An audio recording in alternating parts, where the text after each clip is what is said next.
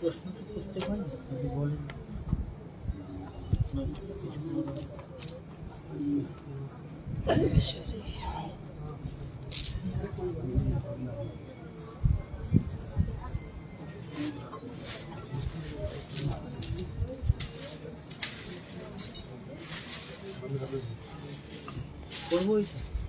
जय जय श्री राम राम निताई गौर हरि बोल।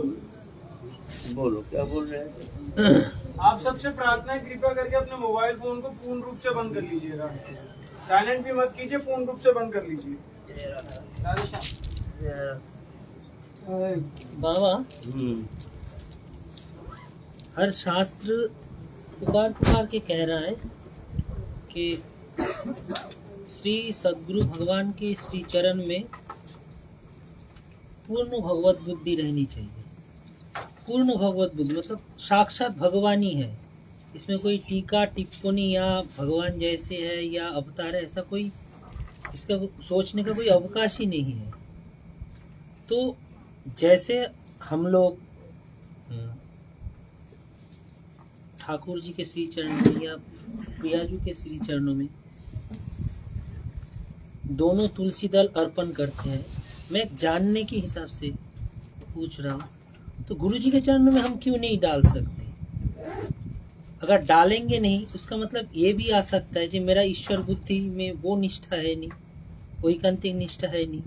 अगर वैकांतिक निष्ठा होता तो मैं उसको उन गुरु जी को तो भगवान हिसाब से ही मानता और उनके चरणों में तुलसी भी दे सकता।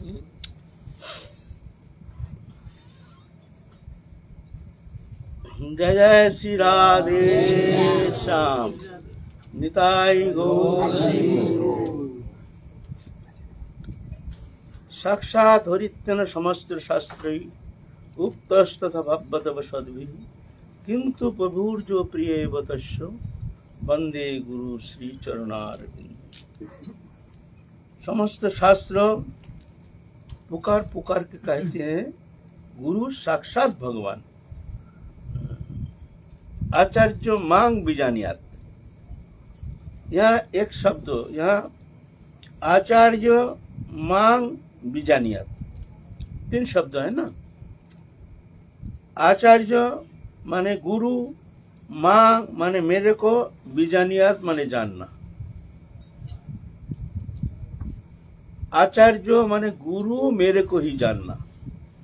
इसमें क्या टीका करोगे? कौन सा टीका करोगे? जो टीका करता है वो तो माने शास्त्र का तात्पर्य को अवहेलन करते हैं, अपना मनमुखी कुछ कहना चाहते हैं, तो इसका आवरित करके नाना प्रकार अपना मत स्थापना के लिए गुरु को कभी कभी भक्त बना देते हैं, मनुष्य बना देते हैं।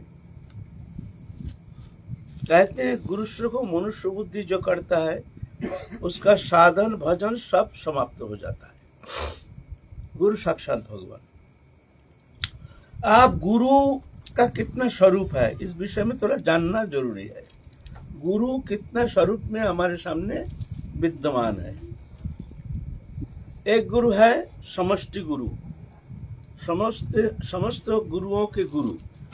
जितना उपासना पद्धति है, जितना उपासक हैं, सबके गुरु हैं वो समष्टि गुरु। राम के गुरु, कृष्ण के गुरु और जितना है सबके गुरु वो भगवान है। गुरु तत्व के ऊपर और कोई तत्व है नहीं। तो समष्टि गुरु को लेकर कोई वितर्क है नहीं, तर्क वितर्क है नहीं। समष्टि गुरु साक्षात पूर्ण ब्रह्म सनातन भगवान। इस पे किसी का कहीं कोई शास्त्र में किसी में कोई दो राह है नहीं। और एक गुरु है हमारी उपासना पद्धति में, एक ब्रज उपासना, एक नवद्वीप उपासना। यह नवद्वीप उपासना में गुरु है महाप्रभु के दास, सच्चिदानंद स्वरूप, महाप्रभु का ही प्रकाश। ये जो स्वरूप है ये भगवान नहीं, प्रभु के दास है। पूर्ण ब्रह्म सनातन भगवान नहीं, ये प्रभु के दास है। इसमें भी कोई संदेह नहीं, इसमें कोई मतानैक्य है नहीं। सब ऐसे ही धारणा करते हैं, चिंतन करते हैं, उपासना करते हैं। जब भी हम चिंतन करते हैं सभी ऐसे ही चिंतन करते हैं।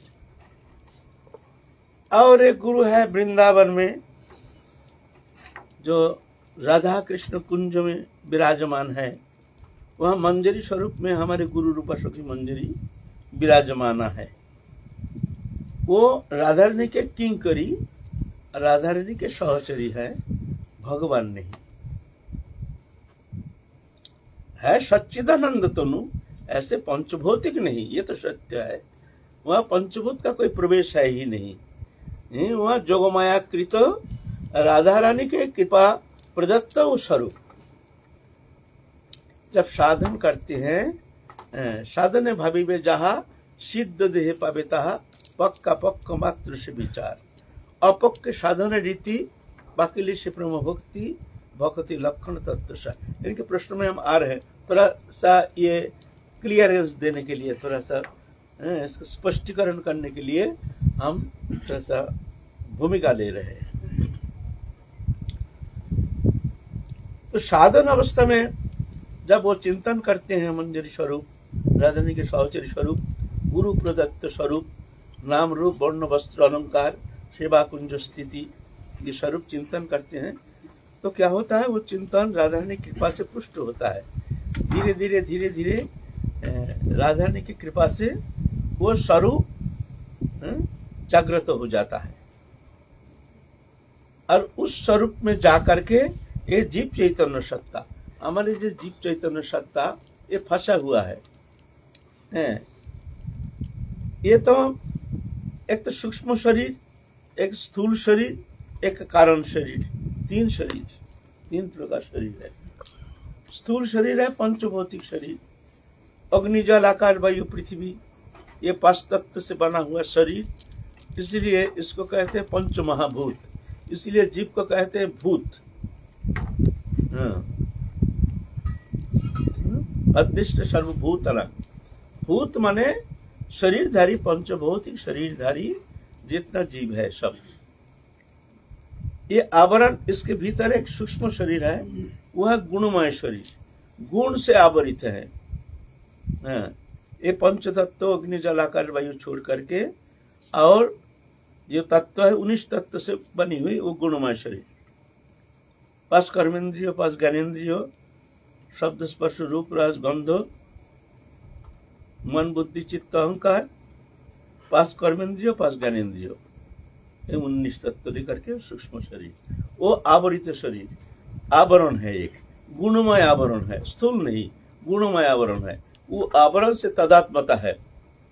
बीज रूप में जीव जब है तो शरीर से निष्क्रांत होते समय भी वो गुणमय शरीर से आवरित होने के कारण ऐसा ही शरीर धारण करते हैं जीव। वो गुणमय शरीर, वह सूक्ष्म शरीर, वो शरीर जब तक नष्ट नहीं होता है तब तक जीव को संसार चक्र में फिर आना पड़ता है। वही है मूल कारण, स्थूल वही सूक्ष्म शरीर, आवरित शरीर जो है। उसके ऊपर है एक कारण शरीर। कारण माने सूक्ष्म शरीर जब भंग होता है तब आता है कारण शरीर। कारण माने शुद्ध स्वरूप है, लेकिन तुम चाहे तो माया जगत में भी आ सकते हो, चाहे तो तुम भगवत चिद धाम में भी जा सकते हो, तुम्हारी इच्छा। इच्छा तो साधक चिद इच्छा रखते हैं कि हम प्रभु की सेवा करेंगे, हम प्रभु की सेवा करेंगे, इस चिद इच्छा लेकर के साधक साधन करते हैं। तो कारण शरीर में जाकर के वो स्वरूप राधा रानी की कृपा प्रदत्त जो स्वरूप है, उस शरीर में जाकर के वो सच्चिदानंद चिन्मय दिव्य राधा रानी के कृपा प्रदत्त स्वरूप, उसमें जाके ये जीव चैतन्य सत्ता विलय हो जाता है। जैसे अभी पंचभूत में, पंचभूत शरीर में हमारी चेतन सत्ता विलय है। पंचभूत अलग, हम अलग, लेकिन दोनों तदात्म होकर के शरीर बन गए हैं। लेकिन वहां पंचभूत नष्ट हो जाता है, गुणमय शरीर भी नष्ट हो जाता है। फिर उस चित्त स्वरूप जो है वो राधा रानी की कृपा प्रदत्त स्वरूप में विलय हो जाता है, वो सच्चिदानंद स्वरूप। ये स्थूल शरीर है अशुद्ध सत्व। क्यों? इसमें नाना प्रकार गंदगी भरा हुआ है शरीर के अंदर। रस रक्त मांस में दोस्ती मज्जा शुक्र, सप्त धातु से बना शरीर गंदगी से गंदगी है। एक तत्व अगर बाहर आ जाए तो हमको छूने से भी हमको स्नान करना पड़ेगा। रस रक्त मांस अस्थि मज्जा शुक्र है ना, बाहर आने से क्या हम अपवित्र मानते हैं ना, ये तत्व ही पूरा अपवित्र है, पंचभूत से बना शरीर। इसीलिए ये अशुद्ध सत्व। तो जब ये स्थूल शरीर नष्ट हो जाता है साधन के द्वारा, साधन नहीं, ये तो मृत्यु से तो ये तो ऑटोमेटिकली नष्ट हो जाता है। ये तो मातृ जठर में शुरुआत, श्मशान में परिसमाप्ति।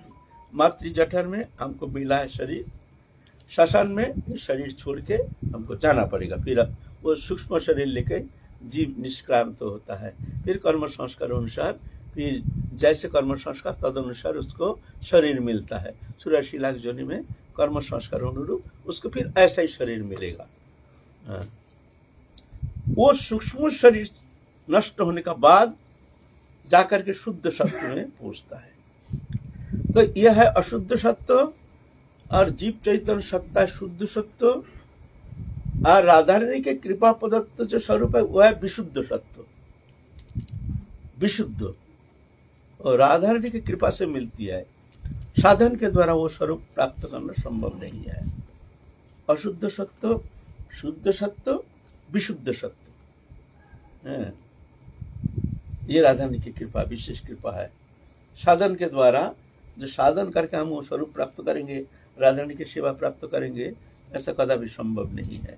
ये तो राधा रानी के चरण में प्रार्थना करो, शरणागत हो करके रोते रहो, देहोदेह वस्तु पदार्थ के प्रति अनासक्त हो करके गुरु चरण शरण ले करके राधा रानी के चरण चिंतन करो और रोते रहो। फिर राधा रानी की कृपा से फिर वो स्वरूप राधा रानी प्रदान करते हैं। यह है मंजूरी स्वरूप। तो ये जो स्वरूप है ये भगवान नहीं, ये राधा रानी के किंकरी सहचरी है। इसमें भी कोई मतभेद है नहीं, है ना, इसमें कोई मतभेद है नहीं। तो जो चैत्य गुरु है, उनमें कोई भेद नहीं है, उनके लेकर के कोई वितर्क है नहीं। और जो नवद्वीप में जो स्वरूप है उसमें भी कोई मतान्य है नहीं। वृंदावन में जो स्वरूप है राधा रानी के सहचरी, उसमें भी कोई मतान्य है नहीं। तो मत विरोध कहाँ? ये शरीरधारी, ये पंचभौतिक शरीरधारी, ये जो गुरु है ये कौन है? ये भगवान है, न मनुष्य है, जीव है, न क्या है, इनका स्वरूप क्या है?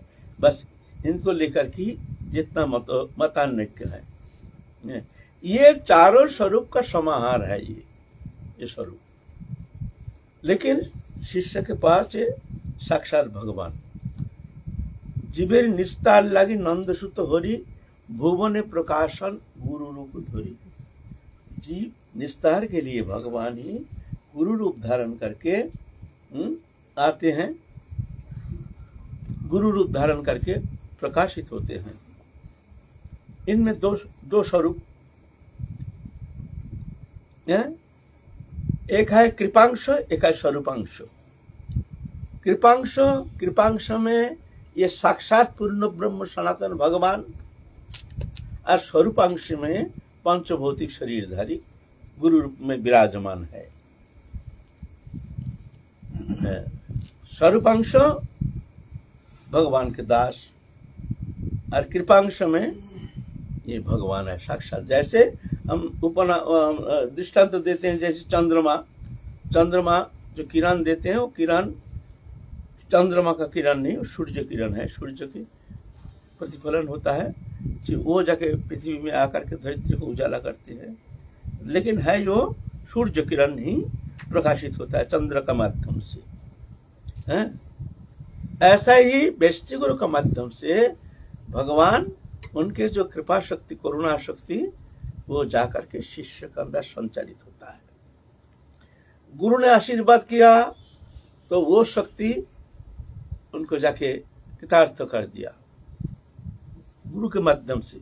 गुरु प्रसन्न हो गया, वो करुणा शक्ति जो है गुरु रूप में वो प्रसन्न हो गया। बेष्टि गुरु अप्रसन्न हो गया तो हमारे भीतर जो वो करुणा शक्ति रूप में भगवान जी विराजमान है वो अप्रसन्न हो गया, है ना।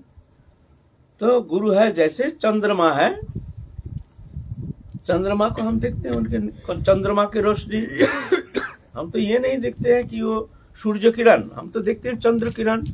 ऐसे ही चंद्र किरण जैसे चंद्रमा के ही किरण मानते हैं, ऐसे ही गुरु जो शक्ति है वो साक्षात भगवत शक्ति, इसमें कोई दो राह नहीं, है ना। इस विषय हम लोग विस्तारित तो पहले आलोचना कर चुके हैं। अब गुरु अगर भगवान है तो उनके चरण में हम तुलसी क्यों नहीं दे सकते, है ना। देखिए, पहले सेवा क्या होती है? सेवा होती है प्रसन्नता, हमारे इष्ट की प्रसन्नता।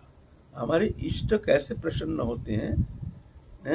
उनके प्रसन्नता के लिए हम सेवा करते हैं। सेवा माने एक क्रिया नहीं, कोई समझते हैं कि सेवा माने क्रिया। तो नौकर भी तो सेवा करता है, तो नौकर नौकरी करता है, काम करता है, तो नौकर कहेंगे नौकर सेवा करता है। सेवा थोड़ी, सेवा तो इष्ट के प्रसन्नता के लिए समर्पित हो करके इष्ट के प्रसन्नता के लिए जो कर्म किया जाता है वही है सेवा। तो हमारे उपासना के विषय वस्तु है गुरु प्रसन्नता। गुरु क्या मानते हैं? अपने आप को भक्त मानते हैं, हम भक्त हैं। जैसे महाप्रभु जब आए हैं, महाप्रभु सबको दिखाए हैं। देखो श्रीवास अंगन में महाप्रभु जब महाप्रकाश दिखाए हैं, अरे शिवाशिया देख मैं कौन हूं। श्रीवास पंडित देखते हैं जो यहाँ सच्चिदानंद भगवान नारायण रूप में विराजमान है। सब भक्त को बुलाए, देखो मैं कौन हूं। सबको अपना अपना स्वरूप दिखा रहे हैं। मुरारिगुप्त दिख रहे हैं, वहाँ राम दरबार, राम, सीता, जानकी माता, भरत, लक्ष्मण, शत्रुघ्न, हनुमान सब देख रहे हैं। श्रीवास पंडित दिख रहे हैं साक्षात नारायण। ऐसे अपने अपने उपासना अनुसार भगवत स्वरूप प्रदर्शन करा रहे हैं प्रभु। लेकिन जब स्वाभाविक प्रकृतिस्थ अवस्था में जब महाप्रभु रहते हैं तो आप लोग को भक्त मानते हैं। देखो मैं एक साधारण मनुष्य हूँ, तुम लोग ईश्वर बुद्धि करते हो, ये अच्छी बात है नहीं। मनुष्य को ईश्वर बुद्धि नहीं करना चाहिए। प्रकटकालीन महाप्रभु के चरण में कोई तुलसी दिया है ऐसे सुनने में आया नहीं। जब अद्वैत भवन में जब महाप्रभु को निमंत्रित होके आए हैं, वहाँ बहुत भोग लगाए हैं, बहुत सारे भोग, दुर्लभ दुर्लभ वस्तु सब सामग्री संग्रह करके महाप्रभु के प्रसन्नता के लिए हृदय दे करके शोचिमत रंधन किए हैं, बहुत सारे सामग्री तुलसी दिए हैं, लेकिन भोग नहीं लगाए। क्यों? भगवान है महाप्रभु, पूर्ण ब्रह्म सनातन सच्चिदानंद विग्रह है। महाप्रभु तो स्वयं भगवान प्रेम पुरुषोत्तम है, परतत्व सीमा है, तो उन किसको भोग लगाएंगे? और महाप्रभु आके क्या कहते? तुम लोग इतने सारी वस्तु ठाकुर जी को भोग लगाए हो, ओहो हम भी भाग्यवान है कि वो प्रसाद हम भी प्राप्त होने का मौका मिलेगा। हम कितना भाग्यशाली है, ठाकुर जी को इतने सब भोग पदार्थ तो तुम लोग लगाए हो सेवा के लिए। मैं धन्य हूँ कि ऐसे आज प्रसाद पाने का हमको मौका मिल रहा है। वो भोग लगाए ही नहीं, तो है ना। तो महाप्रभु प्रसन्नता के लिए हम लोग ऐसे हम उपासना करते हैं ना, महाप्रभु की प्रसन्नता। तो प्रकटकालीन अवस्था में महाप्रभु अपने को भक्त मानते थे। उनके चरण में कोई तुलसी नहीं दिए कभी। एक बार तो गंभीरा में महाप्रभु विराजमान है, हजारों हजारों भक्त सब बंगाल से आए हैं, सब वहां से आए हैं, आ करके जय जय श्री कृष्ण चैतन्य महाप्रभु की जय, जय जय पूर्ण ब्रह्म सनातन महाप्रभु की जय, जय अगति गति भगवान कृष्ण चैतन्य महाप्रभु आए। बड़ा नाराज हो गया, तुम लोग ये क्या कर रहे हो, ये क्या बोल रहे हो, एक जीव को तुम लोग भगवान कहते हो, ये क्या है, ये कौन सा साधना है, ये कौन सा उपासना है, एक साधारण जीव है, हम एक जीव हैं और हमको तुम लोग ऐसा भगवान बोल करके तुम लोग प्रचार कर रहे हो।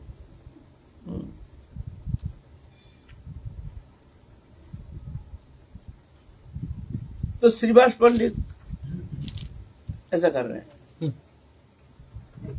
ऐसा ये क्या क्या हाथ ऊंचा करके क्या दिखा रहे हो, ना दिखा रहे प्रभु, आप हाथ से सूरज को ढाकने का चेष्टा कर रहे हैं। सूरज है ना, तो उसको सूरज को ढाकने का चेष्टा कर रहे हैं। हाथ से सूरज ढका जाता है पागल? तो प्रभु आपका ये प्रकाश, सच्चिदानंद प्रकाश, ये हम कैसे ढाकेंगे? इतना लाखों जनता है, इनके सबको मुंह को आप बंद कर दीजिए। हम तो नहीं कह रहे हैं भगवान है, तो और कितना विडम्बना करोगे तुम हमको, हमारे साथ और कितना विडम्बना करोगे महाप्रभु से?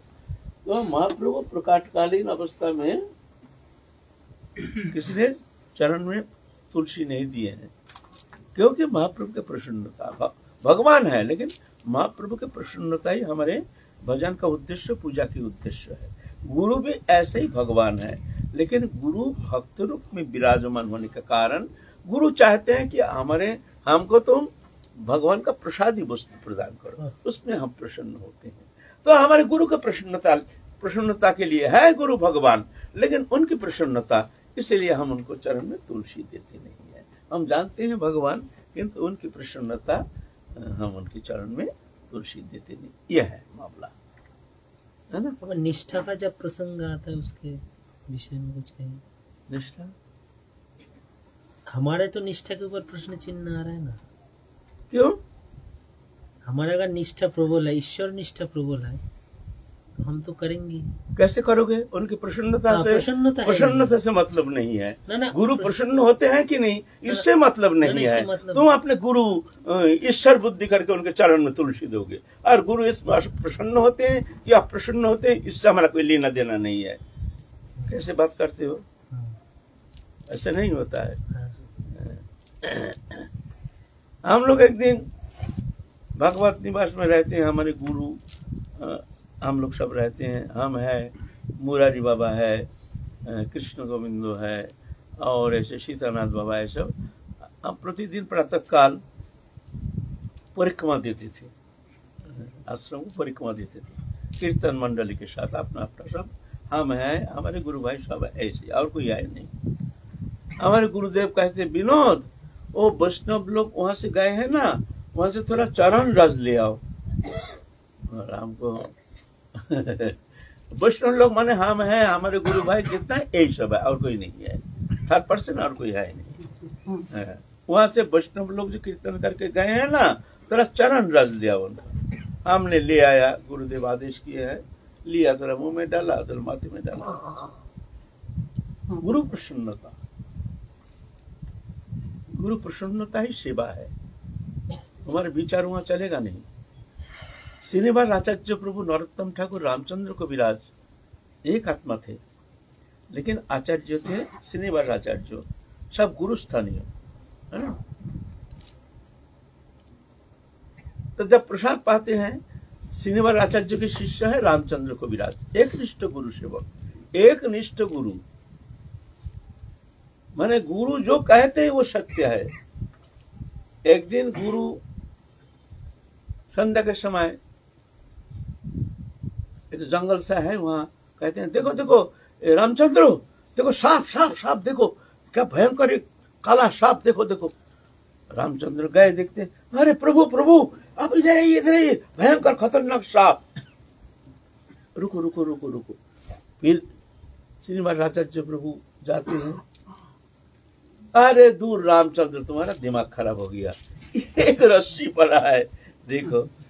रामचंद्र को विराज भी ऐसा करे, गुरुदेव हमारा दिमाग ही खराब हो गया, ये रस्सी पड़ा हुआ है, कोई बात नहीं। फिर श्रीनिवास जी बोलो, अरे ना ना ना ना रामचंद्र, ये रस्सी नहीं, आप देखो देखो देखो देखो, वो देखो फन, देखो फन दिखते हो, देखो वो देखो काला फन, अरे वो रस्सी नहीं। रामचंद्र कबीराज जाके हाँ प्रभु प्रभु प्रभु, उधर मत जाइए, बड़ा फन कालिया नाग है, आप उधर मत जाइए। फिर श्रीनिवास आचार्य प्रभु जाते हैं, दूर रामचंद्र तुम्हारा दिमाग खराब हो गया एकदम, वो रस्सी है, तुम भी नहीं देखा, हम भी नहीं देखते हैं। ऐसे गुरुदेव कहते हैं सांप है, शिष्य देखते हैं सर्प। गुरुदेव कहते हैं रस्सी है, शिष्य देखते हैं रस्सी। यह है गुरुनिष्ठा। माने गुरुदेव कह रहे हैं उससे अन्यथा नहीं हो सकता है, वो ऐसे ही दिख रहे हैं, इसको कहते हैं गुरुनिष्ठा, गुरु प्रसन्नता। गुरुदेव भगवान है, वो जो कहते हैं सत्य है। गुरुदेव कहते हैं सर्प है, रामचंद्र कबीराज देखते हैं, गुरु कहते हैं तो सत्य सर्प है। गुरुदेव कहते हैं रस्सी है, तो देखते ये रस्सी है, इसको कहते हैं गुरुनिष्ठा। महाराज जी जब प्रसाद पाते हैं, गुरुदेव प्रसाद पा रहे हैं, श्रीनिवास आचार्य प्रभु, रामचंद्र आ जाओ, हम लोग एक थाली में प्रसाद पाएंगे। हाँ गुरुदेव आ रहे हैं, हाथ धो के। गुरुदेव ए नरोत्तम आ जाओ, हम लोग एक थाली में प्रसाद पाएंगे, सब शिष्य है। हाँ गुरुदेव आ रहे हैं। एक ही थाली, बड़ा थाली है, उधर गुरुदेव खा रहे हैं, शिष्य खा रहे हैं, बात कर रहे हैं, नरोत्तम ठाकुर खा रहे हैं, बात कर रहे हैं। क्या कहोगे? इसको कहते हैं गुरुनिष्ठा। गुरुदेव कहते हैं जो प्रसाद पाने के लिए उनके साथ, इसमें हमको विचार करने का कुछ है ही नहीं, तुम कर सकते हो, कोई कर सकता है भाई, हमसे तो होगा नहीं है। लेकिन देखो कैसी निष्ठा, हम नरक जाएंगे क्या होगा, ये तो कोई सवाल ही नहीं। गुरु प्रसन्नता ही हमारे साधन का एकमात्र उद्देश्य। इसको कहते हैं सेवा माने उनके अंग संवाहन नहीं, गुरु के अंग संवाहन सेवा है। कोई अगर ऐसे समझते हैं तो बहुत भूल हो जाएगा। दूर रह करके भी गुरु के प्रसन्नता संपादन करने में पूर्ण समर्थ हो सकते हैं। अंतर्जमी गुरु सर्वत्र विराजमान है। वो ये नहीं समझना जो गुरुदेव एकमात्र शरीरधारी एक फिगर है, कहीं बैठा है, हम बहुत दूर हैं, गुरुदेव तो हमारी खबर नहीं लेते हैं, ऐसे नहीं होता है। गुरु सर्वव्यापक है। ऐसे जान करके गुरु चरण में एक निष्ठ होकर के भजन करने से गुरु अवश्य प्रसन्न हो जाते हैं, है ना, इसमें कोई संदेह। गुरु निष्ठा प्रबल होने पे शिष्य को स्वयं पता चल जाता है कि गुरु हमारी परीक्षा ले रहे हैं, या गुरु हमें कोई आदेश दे के उससे प्रसन्न होंगे अगर हम उसको पालन करेंगे। हाँ, शिष्य जान जाते हैं, उसका हृदय कह देता है जी गुरुदेव की ये इच्छा है। एक निष्ठ गुरु सेवक जो है वो ठीक जान जाते हैं, है ना। तो ऐसा नहीं जो पास रह करके अंग संवाहन करने से ही गुरु प्रसन्न हो जाते हैं, यह प्रकृष्ट गुरु सेवा। ऐसे भ्रम में नहीं पड़ना चाहिए। गुरुदेव जैसे चाहते हैं ऐसे करना चाहिए। क्या आचरण करने से गुरुदेव प्रसन्न होंगे, तो गुरुदेव के चरण में जा करके निवेदन करना चाहिए। तद्विद्धि प्रणिपातेन परिप्रश्न सेवया उपदीक्षन्ति ते गणं करिण तत्त्वदर्शिना। प्रणिपात फिर परिप्रश्न, गुरुदेव हमारे मन की स्थिति ऐसे है, हमारी ऐसे ऐसे अवस्था है, ऐसे ऐसे हैं, आप आदेश कीजिए कौन सा आचरण के द्वारा हम आपकी प्रसन्नता संपादन कर सकते हैं, आप कृपा करके हमको आदेश कीजिए। तब गुरुदेव कहेंगे तुम ये करो, ऐसा करो, ऐसा करो, तुम ऐसा। तो गुरुदेव के आदेश अनुसार तुमको उनकी प्रसन्नता के लिए ऐसा ही कर्म करना चाहिए, उसी में गुरु प्रसन्न हो जाते हैं। हम लोगों का धारणा है हम गुरु से दूर है, गुरु के चरण नहीं दबा पा रहे हैं, गुरु हमारे ऊपर प्रसन्न नहीं, ऐसा नहीं है। गुरु प्रसन्नता, गुरु आदेश, गुरु जैसे प्रसन्न होते हैं तद अनुसार आचरण करना ही गुरु सेवा है। ठीक है। कहीं कहीं गुरु आदेश की रक्षा करना बड़ा मुश्किल हो जाए। सेवा के रहते सेवा में जैसे रहते हैं, सेवा में कुछ आश्रम संबंधी प्रोटोकॉल रहते हैं, और उस समय बहुत सारे लोगों के बीच में रह करके और सब कुछ एकदम समन्वय करके गुरु आदेश का पालन सही अनुरूप यथार्थ रूप से होना मुश्किल। एक निष्ठ गुरु सेवक होता है। अगर तुम एक निष्ठ हो, गुरुदेव तुम्हारे हृदय में बैठकर ही तुमको प्रेरणा देंगे। गुरुदेव इस स्थिति में हमको क्या करना चाहिए, गुरुदेव ही तुमको प्रेरणा देंगे। ददामि बुद्धि जुगम तंग जिनमामुपजान्ति थे। गुरुदेव चैत्य गुरु रूप में हमारे भीतर विराजमान है।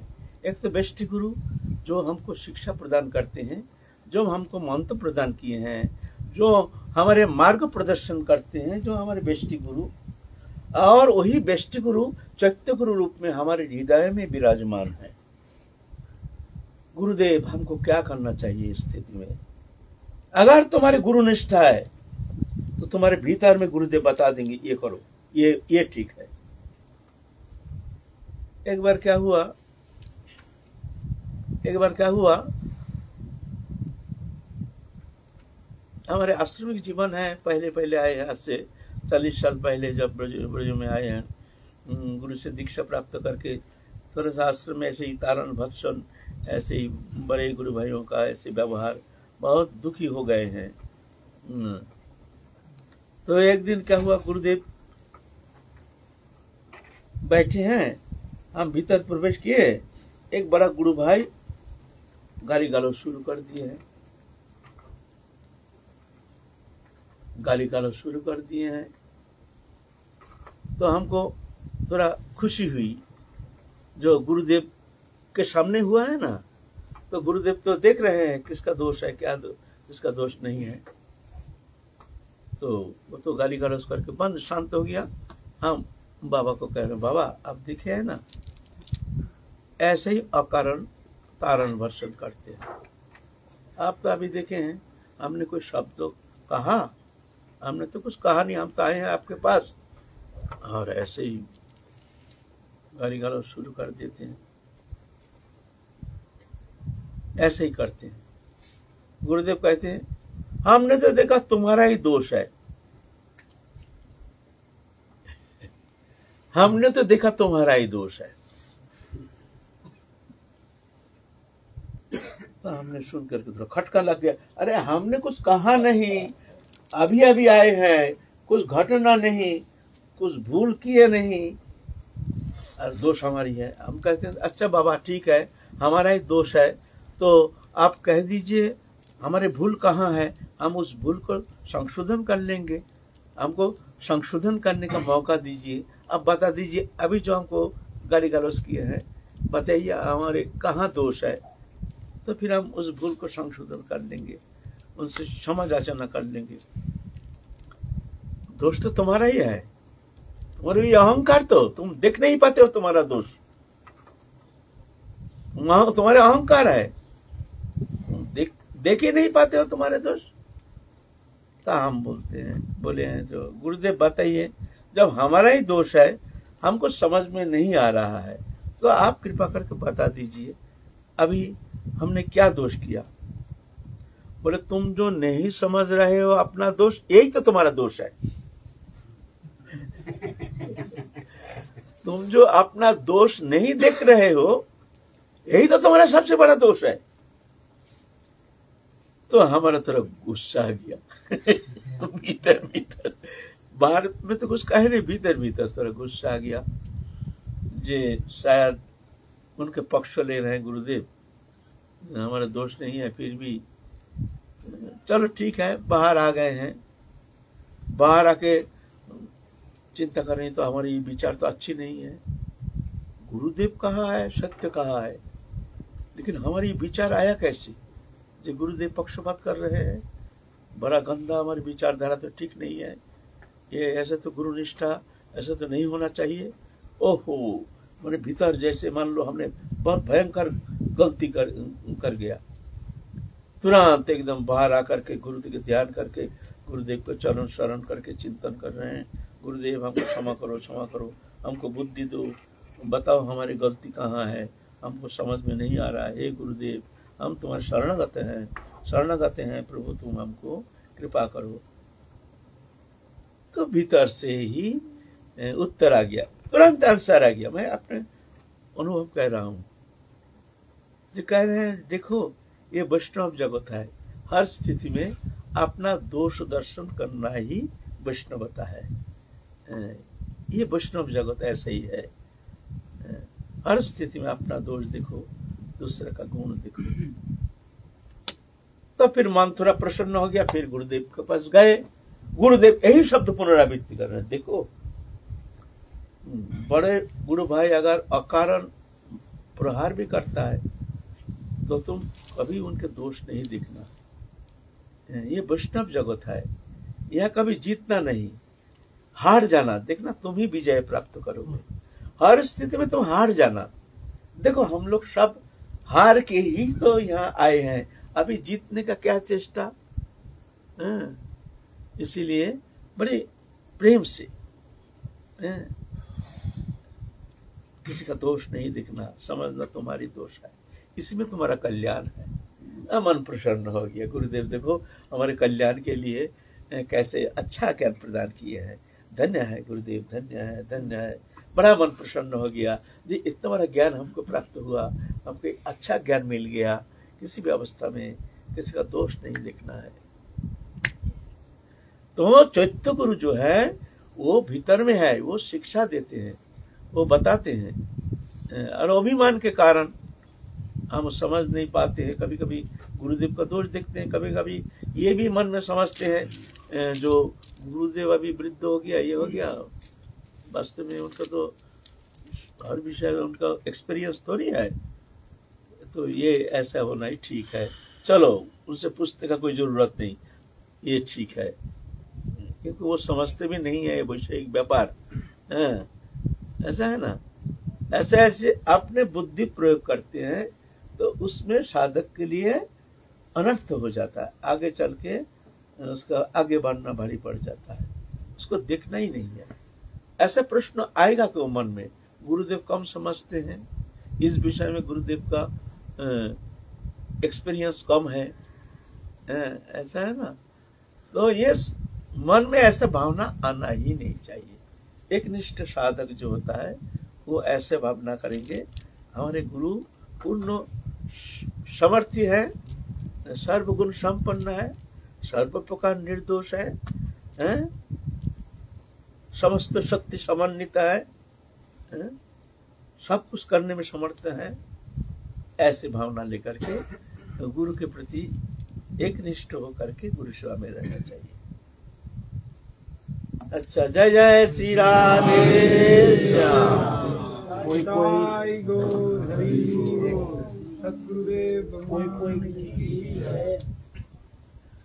ये तो संसार है, कोई कालनेमी बनकर के गुरुदेव से कोई छल कपट से कोई वार्ता करे और हम शिष्य को अवगत हो कि ये उस प्रकृति का आदमी है, और गुरुदेव तो सहज भाव से उसकी बात को वो कर रहे हों, और तो उस समय शिष्य का क्या कर्तव्य है उस समय।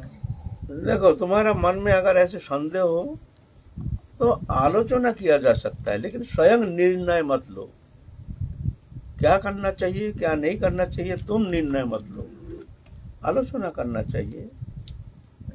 जो इस स्थिति में गुरुदेव हमको क्या करना चाहिए, हमारा मन में ये संदेह उत्पन्न हो गया, अब मैं क्या करूं। अच्छा भैया आप क्या कहना चाहते थे? हमारा ये कह रहे जिस प्रकार एक पतिव्रता स्त्री सब कुछ पति की प्रसन्नता के लिए करती है, तो क्या इसी भाव से गुरु भक्ति की जा सकती है? ऐसे ही तो होना चाहिए, तो सब कुछ पति की प्रसन्नता के लिए, कोई अपनी पसंद ना, ऐसा नहीं है। बस जो भी उनकी सभी उनकी प्रसन्नता के लिए हमको करना है। ये भाव स्वीकार किया जा सकता है। ऐसे ही होना चाहिए, स्वीकार नहीं, ऐसे ही होना चाहिए। तो फिर और एक बात है इसमें, और एक बात है। बात क्या है, कभी कभी जो गुरु योग्यता शून्य, गुरु में जो योग्यता होनी चाहिए, जो जो गुण होनी चाहिए, जो जो गुण होनी चाहिए, ऐसा नहीं। कुछ कभी कभी एक साधारण जिनमें बहुत कुछ कमी है, ऐसे हम जैसे कोई साधक उनको गुरुकरण कर लिया, तो उस समय उस स्थिति में बड़ा विडम्बना हो जाता है साधक के लिए। उनके पास रह करके कठिन हो जाता है उनको, उनके प्रति पूर्ण श्रद्धा रख करके सेवा में रहना, ये भी कठिनाई है वर्तमान समय ना।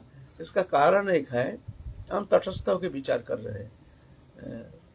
योग्यताहीन व्यक्ति को गुरु रूप में वर्ण करके कभी कभी बहुत अनर्थ हो जाता है ना। इसीलिए कहते हैं गुरु करो जान के, पानी पियो छान के। गुरुकरण संबंध में पहले ही विचार करना चाहिए, देखना चाहिए, शास्त्र मतानुसार देखना चाहिए।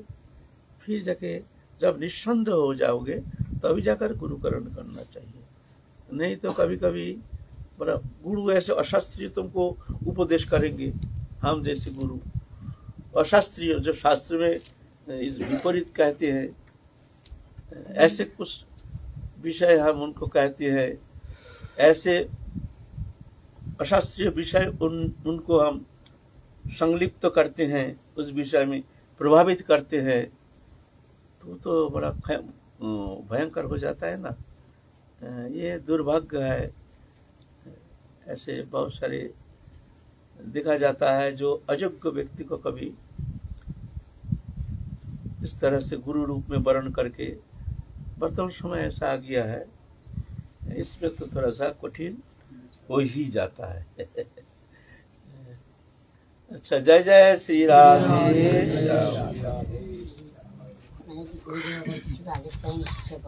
शिष्य बना तो क्या गुरु शक्ति वहाँ काम करेगा?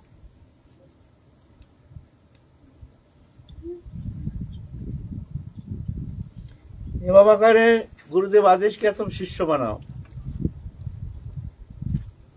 गुरु शक्ति काम करेगा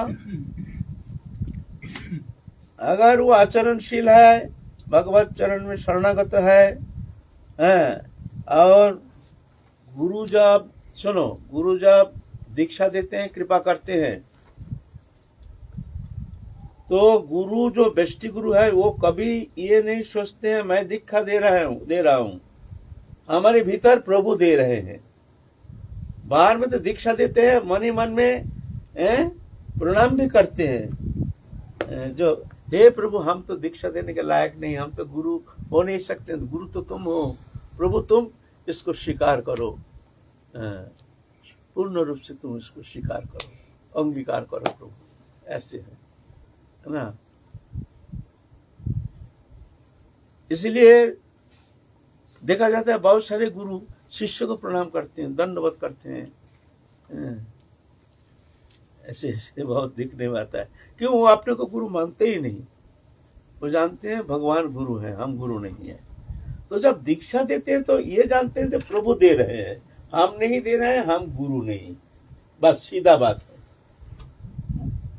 प्रभु ही गुरु है, गुरु आदेश से मैं तो मंत्र प्रदान कर रहा हूँ, मार्ग प्रदर्शन कर रहा हूँ, लेकिन मैं इस लायक नहीं, मैं गुरु नहीं, गुरु तो प्रभु तुम हो, ऐसे चिंतन करके दीक्षा देते समय प्रभु को सामने रख करके प्रभु तुम ये दे रहे हो, तुम इसके गुरु हो, तुम इसको स्वीकार करो, तुम इसको अंगीकार करो प्रभु, ऐसे भावना लेकर तो जाकर के गुरु शक्ति कृपा करेंगे। अगर हम ही गुरु बन जाते हैं और जान जाते हैं जो हमारी शिष्य है, हम जो कहेंगे वही करेगा, जो आदेश करना नहीं है, करना नहीं चाहिए, वो ऐसा भी आदेश कर देते हैं। उसको ऐसा समझते हैं जो बिकी हुई है, एकदम गाय जैसे है, असमर्थ है पालन करने में, फिर भी हम उसको उस कर्म में हम प्रभावित करते हैं, है ना। नहीं तो जाओ, तेरे को हम त्याग दिया, निकाल जाए यहाँ से, त्याग दिया, ऐसा थोड़ी होता है। गुरु कभी शिष्य को त्यागते हैं, उसको गति क्या होगी। लेकिन जो अयोग्य व्यक्ति कभी कभी गुरु आश्रम में बैठ करके विडम्बना हो जाता है साधक के लिए। इसीलिए कहते हैं पहले विचार करो, पीछे विचार नहीं करना, पीछे विचार नहीं आना चाहिए। पहले खूब विचार करो, 2-4 साल देखो, देखते रहो, खबरदार किसी के बात पर प्रभावित होकर के ऐसा नहीं करना। ऐसे है ना। जय जय श्री राधे श्याम।